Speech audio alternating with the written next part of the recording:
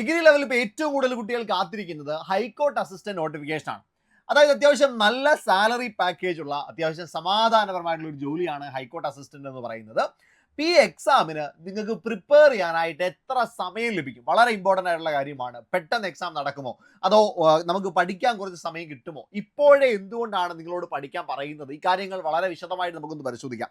മകളെ, കഴിഞ്ഞ നമ്മുടെ നോട്ടിഫിക്കേഷൻ ഒന്ന് പരിശോധിച്ചാൽ 27/3/2024 ഇപ്പം നിലവിലുള്ള റാങ്ക് ലിസ്റ്റിന്റെ നോട്ടിഫിക്കേഷൻ വന്നത്. എന്നാണ് 27/3/2024 മാർച്ച് മാസം 27-ാം തീയതി നോട്ടിഫിക്കേഷൻ വന്നു. അങ്ങനെ നോട്ടിഫിക്കേഷൻ വന്നപ്പോൾ ഹൈക്കോടതിയിലേക്കുള്ള അസിസ്റ്റന്റ് റിക്രൂട്ട്മെന്റ് ആണ്. കേരള ഹൈക്കോടതിയാണ് റിക്രൂട്ട്മെന്റ് നടത്തുന്നത്, PSC അല്ല. 39,300 മുതൽ 83,000 രൂപ വരെയാണ് ഇതിന്റെ ബേസിക് പേ എന്ന് പറയുന്നത്.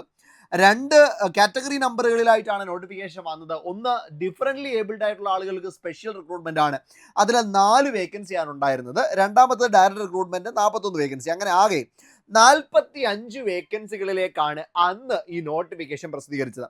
മക്കളെ, കൃത്യമായിട്ട് ഓർത്ത് വെച്ചോണേ, 27/3 എന്ത് വന്നിട്ടുള്ളത്? നോട്ടിഫിക്കേഷൻ വന്നിട്ടുള്ളത്. അതിനുശേഷം ഇവിടെ പറഞ്ഞു 50% ഡിഗ്രിയിൽ മാർക്കുള്ള ഒരാൾക്ക് അപ്ലൈ ചെയ്യാം.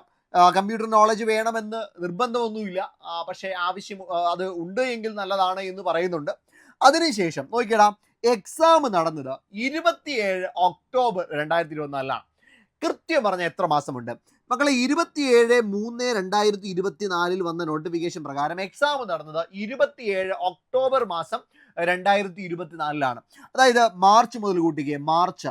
മാർച്ച് കഴിഞ്ഞു, April, May, June, July, August, September, then October. 1, 2, 3, 4, 5, 6, 7 മാസമാണ് നമുക്ക് പ്രിപ്പറേഷന് വേണ്ടി കിട്ടിയത്. 7 മാസമാണ് നമുക്ക് നന്നായി ഒന്ന് പ്രിപ്പയർ ചെയ്യാൻ വേണ്ടി കിട്ടിയത് മക്കളെ. അപ്പം ആ ടൈം പീരീഡ് നിങ്ങളുടെ മനസ്സിലിരിക്കട്ടെ. 7 മാസം ആ സമയത്ത് എന്ത് ചെയ്തു? പ്രിപ്പറേഷന് വേണ്ടി കിട്ടി. ഇനി ഇതിന്റെ എക്സാം എങ്ങനെയായിരുന്നു? ഓബ്ജക്റ്റീവ് ടെസ്റ്റ് ഉണ്ടായിരുന്നു, ഡിസ്ക്രിപ്റ്റീവ് എക്സാം ഉണ്ടായിരുന്നു, ഇന്റർവ്യൂ ഉണ്ടായിരുന്നു.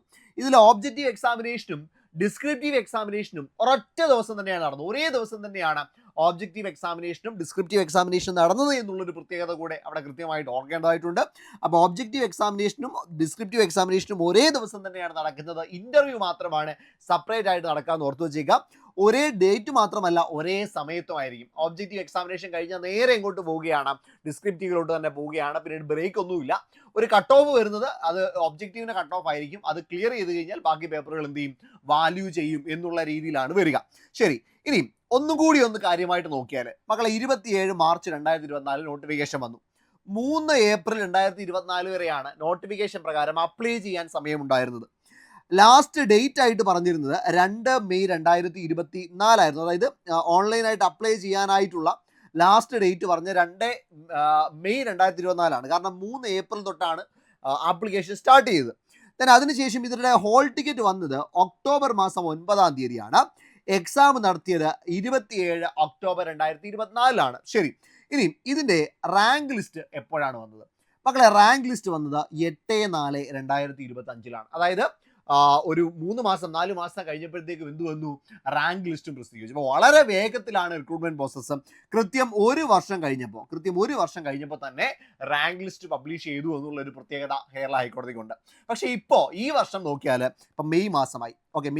കഴിഞ്ഞ വർഷം മാർച്ച് മാസം വന്ന നോട്ടിഫിക്കേഷനാണ്. പക്ഷേ ഇപ്പോൾ എത്രയാണ്? 2024 മാർച്ച് മാസം വന്നതാണ്. പക്ഷേ ഇപ്പോൾ മെയ് മാസമായി. 2 മാസം കൂടെ ലേറ്റ് ആയിട്ടുണ്ട്. അപ്പോൾ ഇനി കുറച്ചുകൂടെ വേഗത്തിൽ എക്സാം നടത്തുമോ? നോട്ടിഫിക്കേഷൻ റാങ്ക് ലിസ്റ്റ് തീരുന്ന ഉടനെ റാങ്ക് ലിസ്റ്റ് പ്രസിദ്ധീകരിക്കുമോ? ഇങ്ങനെയുള്ള ചോദ്യങ്ങളൊക്കെ അവിടെ നിൽപ്പുണ്ട്. പക്ഷേ എന്നാലും 6 മാസം നമുക്ക് ഗ്യാരണ്ടീഡ് ആയിട്ട് പഠിക്കാൻ കിട്ടും എന്നുള്ളത് തന്നെയാണ് പ്രതീക്ഷ. 6 മാസം നമുക്ക് ഗ്യാരണ്ടീഡ് ആയിട്ട് പഠിക്കാൻ കിട്ടും. അപ്പോൾ അതുകൊണ്ട് തന്നെയാണ് ഇപ്പോൾ പഠിച്ചു തുടങ്ങണമെന്ന് പറയുന്നത്. കാരണം ഇതിൽ ഇംഗ്ലീഷിന് കൂടുതൽ പ്രാധാന്യം കൊടുക്കേണ്ടതായിട്ട് വരും. ഇംഗ്ലീഷിനാണ് കൂടുതൽ പ്രാധാന്യം കൊടുക്കേണ്ടി വരിക. അപ്പോൾ സ്വാഭാവികമായിട്ടും ഡിസ്ക്രിപ്റ്റീവ് പേപ്പർ ഉണ്ട്. അപ്പോൾ അതിനു വേണ്ടി കൂടി എന്ത് ചെയ്യേണ്ടി വരും? പ്രിപ്പയർ ചെയ്യേണ്ടി വരും. അപ്പോൾ അതുകൊണ്ട് തീർച്ചയായിട്ടും നിങ്ങൾ എന്ത് ചെയ്യുക? ഇപ്പോഴേ പ്രിപ്പറേഷൻ സ്റ്റാർട്ട് ചെയ്യുക എന്നുള്ളത് തന്നെയാണ് പറയാനുള്ളത്. നമ്മൾ അതിന് വേണ്ടിയിട്ട് ഒരു ഹൈക്കോർട്ട് അസിസ്റ്റന്റിന്റെ ബാച്ച് ജൂൺ മാസം ആദ്യം തന്നെ ആരംഭിക്കുന്നുണ്ട്. ഈ ബാച്ചിലേക്ക് ഇപ്പോൾ അഡ്മിഷൻ നടന്നുകൊണ്ടിരിക്കുകയാണ്. ഇത് ഓബ്ജക്റ്റീവും ഡിസ്ക്രിപ്റ്റീവും കൂടെ വരുന്ന രീതിയിലുള്ള ഒരു ബാച്ച് ആയിരിക്കും. അപ്പോൾ നിങ്ങൾക്ക് ജോയിൻ ചെയ്യാനായിട്ട് ഇപ്പോൾ തന്നെ എന്ത് ചെയ്യാം?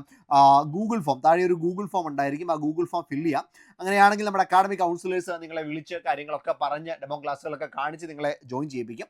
ഇനി അതല്ലാന്നുണ്ടെങ്കിൽ 8281 223366 എന്ന നമ്പറിലേക്ക് വിളിച്ചാൽ മതി. മതി. ഇനി അതുമല്ലെങ്കിൽ സൂപ്പർ നോട്ട്സിന്റെ ആപ്പ് നേരിട്ട് കയറി ഡൗൺലോഡ് ചെയ്തോടാ, അതിനുശേഷം എന്ത് ചെയ്തോ ജോയിൻ ചെയ്യാനായിട്ട് ശ്രമിച്ചു. അപ്പോൾ ഇത്രയും കാര്യങ്ങളാണ് പറയാനുള്ളത്. അടിപൊളിയായിട്ട് പഠിച്ചു തുടങ്ങിക്കോ. ഇപ്പോഴേ പഠിച്ചു തുടങ്ങേണ്ടതിന്റെ പ്രാധാന്യം കൃത്യമായി നിങ്ങൾക്ക് മനസ്സിലായി എന്നാണ് വിശ്വസിക്കുന്നത്.